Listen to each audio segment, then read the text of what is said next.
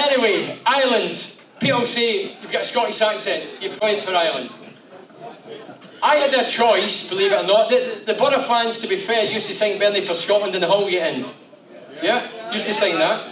And I was grateful for that.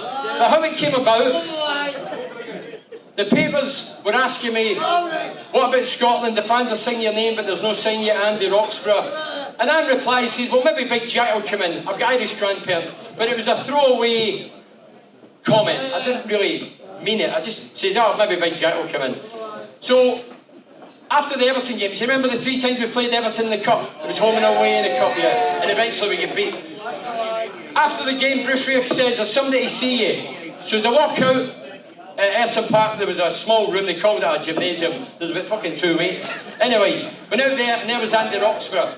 And Andy says, listen Bernie, I know you gave me a bit of stick. I've had people watching you, and I'll definitely cap you, but it's a B cap, a full cap, I'll definitely cap you.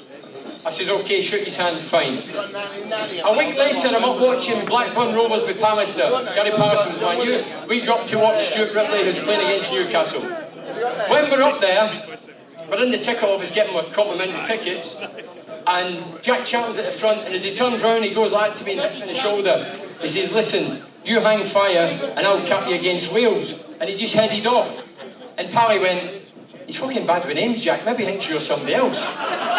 And I half thought, I'm thinking, yeah, you might be right, big man. So in the Monday morning I go training, and Bruce Rioch says, he's phoning you at 1 o'clock. You mind the Essen Park of the gates where the Cobble Street, the security thing? Jack's phoning you there at 1. So I finish training, go in there, I'm waiting in the call. The call comes, hello, Jack, yeah, it's Bernie. What's your qualification, son? And me being me, I went Irish setter as a joke, and he never laughed. Anyway, eventually I got capped. I played for Ireland. I was fortunate to go to the World Cup. I carried the skips, but it was a great thing to be in the World Cup finals. You know, I was 29. I was one of Ireland's oldest caps. But when people say, come on, you're Scottish, you played for Ireland. John Barnes is Jamaican. Terry Butcher is Australian. Fucking Owen Hargreaves is Canadian. Your cricket team's full of foreigners. Why you ever got me? Oh, some of you don't look happy. It's the truth, but isn't it? Tricky like that, no, you can't say that in here, mate. Tony Cascarino had a book out, and Tony got about 60 caps. He's no Irish grandparents, they're all Italian. They're all Italian. Tony put in his book that I used to talk to my dogs, and I did. When we went to the World Cup in Italy in 1990, I used to phone home, talk to whoever, say, put the dogs on. What's wrong with that? The thing was, I got more sense with the dogs than the fucking missus at the time. Anybody want to ask any questions? Come on, you're Boro fans. Come on, Ron. Can you remember my dad's happy? Oh, no. Oh, no, I've never met him, right? Definitely not me, Ron. Ron says we're going about in a van with all these Italian fans. Not me, Ron. Definitely not me. Or maybe I was here, Ron. Yeah, go on, mate. The best player I played with. I know Pally's my mate. He's still my mate. Pally and Mugger were a great central partnership. They thrived off each other. Pally was a sort of classy, elegant, stylish, tenacious Alan Hansen as you would get. And he was always destined for great things. And going to Old Trafford under the great Sir Alex Ferguson, who's recovered brilliantly, he looks great, and playing 10 years and winning everything in the game, that I don't think you can argue with that. He was his top man. Top man. Oh, Ryan Gates. Oh, against. I would have to go back to centre backs. I think Big Ron would know better than me. Paul McGrath. Paul was an unbelievable player. He was clean. There was no dirty tactics. He was just a top player who very seldom trained because of injuries and had a few issues. But what a great player Paul McGrath was. Definitely. Yeah. Oh yeah, I'll come back. Yeah, so 100 quid bet. I don't bet, see, so I forgot about that. When we were going to, after the civic reception, when we got promotion into the top flight, with the civic reception, went on the bus heading for London to jet to America, and Bruce Rioch came up with his briefcase, opened his briefcase and says, well done, son, £1,000 each we won. So there you go, it was 1,000, and that was a lot of money. So it was a lot of money. what can I give you about Pulis? Tony Pulis, when he first came in, I'll be brutally honest and thought, fuck me, it's going to be Wimbledon. Long ball, sore neck watching it. I'll tell you what, he's been pigeonholed. It's not true. It's a myth. I've seen Pulis, I don't know if it's because Justed's out the team and we've not got a big man up front, but we pass the ball, we move it quickly, we get it in the box and we try and score goals, and defensively we're very good, as we expect. Pulis, and I know lads in there, as you probably know, good man manager, can stroke egos, can put you up the backside. Man management's the key. Karanka, I know about Karanka.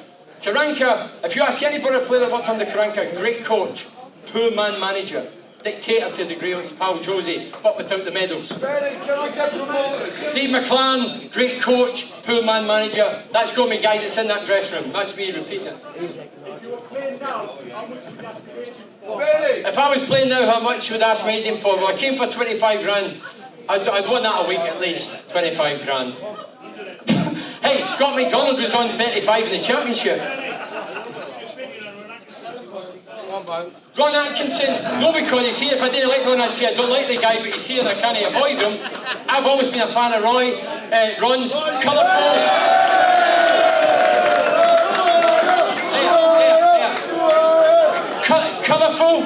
Colourful, flamboyant. We were talking earlier at a table, a bit like Malcolm Allison. Got a bit about him, got opinions, likes a laugh. Likes a cigar, still cigar, Ron, I've seen, no, he's looked after himself. So, yeah, I've always been a fan of Ron's. So, on a serious subject, the lads asked how Gary Parkinson's doing. I was out with Mark Proctor yesterday walking, and we're going to go and see him in the next couple of weeks. The last time we seen him was a couple of months ago. For those that don't know, Gary had a stroke. He's got what you call, it's terrible, he's got what you call locked-in syndrome. So when you go and see him, he's paralysed. He sits in a wheelchair, he's always smartly dressed, he looks the same, in fact his skin and everything, his hair looks great, his teeth, but he can't communicate, he communicates via his eyes. So if you're religious in any way, say a prayer for Patty, he's a great guy. How does it make me feel? What anybody would feel. I'm a human being, I don't wish ill on anybody, and if I hate somebody, I don't wish ill on anybody, but Patty, if you had a daughter in the dressing room I played with, you would want her to marry Parky. That's how good a guy he was. Go on, mate. What's the BAM on your ticket list? What? What's the BAM on your ticket list? What's the BAM on my ticket list? Bam Bam got tickets off everybody. He got more tickets than Stan Flashman. Stan Flashman was a ticket tout for you younger listeners. Big Ron knows. Yeah, Bam was a character. Yeah. Go on, mate. Again. My thoughts this season on the Boro, I think Boro have started ever so well. My biggest concern as an a former striker and as an attack-minded guy, is that the strikers we've got four. Fletcher is, he cost 6 million. He's not done it. Justed has been injury prone, not done it. Braithwaite wanted away last season, we let him go on loan and now he wanted away but failed to get away, so I don't know what his head is, and a Sombalonga I don't think Pulis fancies him. So I think if we're going to get promotion, we need to score more goals. The last 4 games, I think 3 games we've not scored. We need to score more goals, we need to go more ruthless. Anybody at the game on Saturday? Shot and pull over 2 balls that are absolute dream balls to the right flank, whipped him in, low, keeper was rooted, 6-yard box. None of these get near them. For me, my granny would have scored on Saturday. I wouldn't have been offside, mate, no. Well, I can't guarantee that, you cheeky bastard. Hey, listen, there's no chance some of these players getting caught offside because we're not up the park high enough. Anybody else?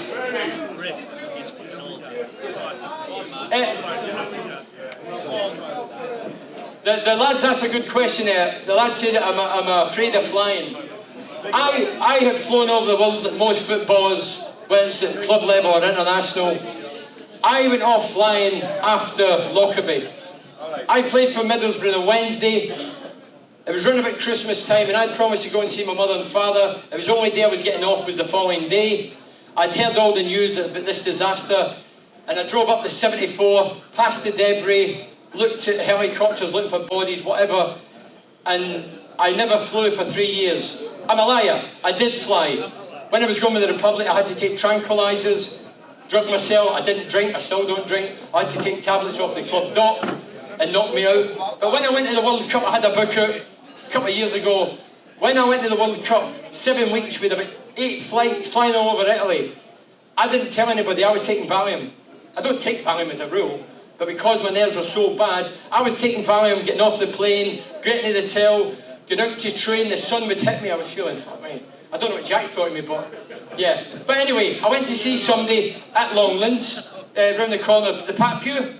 So if anybody, there's a lady in there who solved my fear, got me back on track. The last few years, well, I'm only back from Peru 6 weeks ago. I went to Colombia, I went to Peru. I don't take any tranquilizers, I don't drink. So I think normally, like everybody else now, yeah. I'm not in for applause for that, but if I can help anybody, go. What time's run on? Best striking partner, I played with a lot of strikers. When I came, it was Archie Stevens. I played with Peter Davenport, Andy Payton, Paul Wilkinson, Ian Baird. My favourite striker was Ian Baird, and the reason was he was everything. He was everything I wasn't. He was big, strong, aggressive. If I would go deep to get the ball, he would, and he was the same height as me. He'd say, "Wee man, you got there, get the balls. I'll sort these four out." And he fucking did. He was a tough lad. Tough lad.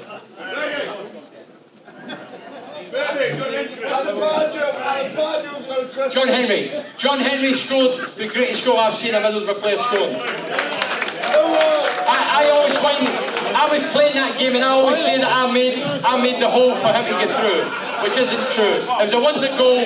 He ran from the 18-yard box here to the opposing 18-yard box and scored the goal. Fantastic goal, yeah.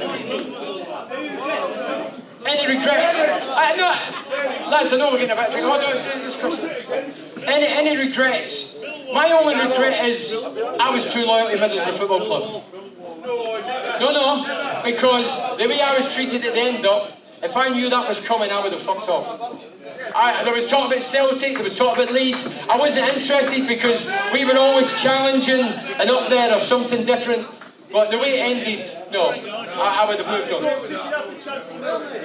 There was talk about, there was talk when Billy McNeil was at Celtic, Liam Brady. There was talk at Leeds, Cal Shuck coming to hear me going there. There was talk about Wimbledon, fuck me, I needed a head on a stick. But I was never interested, swear to God.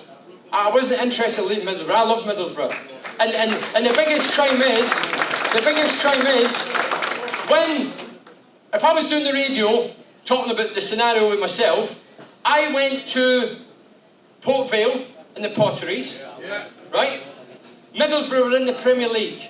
Middlesbrough had Paul Wilkinson, their only recognised striker. John Henry was a winger, a very good one, who would chip in with goals. He ended up front with Wilco, so he was out of position. That was a strike force. Inevitably, we get relegated. Well, could he not deal with me and man management to try and keep me? I'm not saying I'd have kept him up, but surely another striker on board, somebody that's proven, would give you a better opportunity. So the guy, if I was on the radio, I would have been hammering the board, hammering whoever, saying it's outrageous we've only got one recognised striker in the Premier League. Nicky Bambi, great player, him and Higgy, the midget gems, terrific duo. Then Janino came in, and it was split up the midget gems, which was very unfortunate.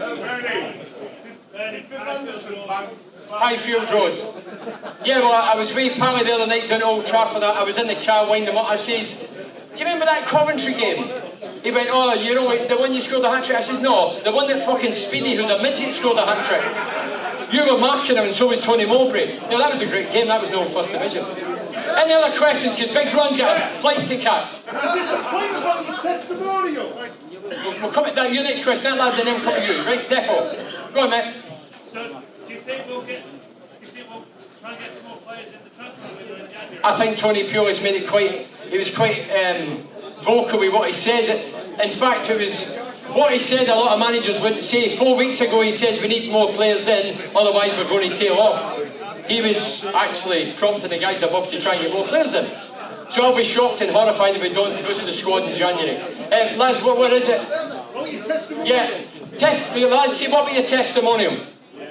I had been, no, let's be, I'm fair. I I had been away from Middlesbrough for a year and a half at Port Vale. I returned to Teesside. Somebody came up with this idea, 8 years, you've done well for the club, why don't you try and get a testimonial? So the club, okay, that's the last question, yeah. So I went to see Steve Gibson. Steve Gibson says, yeah, he gave me a date, but the date I was given, Willie Madron eventually took it, and rightly so. Willie was in a bad way, and it was a charity game for Willie and his condition. So everybody agrees with that, there's no even up to debate. Then Robbo could have did me a favour. Robbo gave me young lads for the Middlesbrough team when we had Janino and all that, and we were playing a shit team on Wednesday in a cup game. So I thought he could have given me more players to attract more people. On the day, with an Ireland select, with 3,500, 4,000 people, if I would have knew there'd be 3,500, 4,000, I wouldn't have went. Not because I'm Big Ten, nothing to do with that. The money, I'd have just said, keep your money. When I see Clayton Blackmore getting 20,000 Boro fans to watch Man United when he's not kicked his ass for Middlesbrough, that does my head in. That's the last question. Big one's coming up. Thanks for listening. Thank you very much.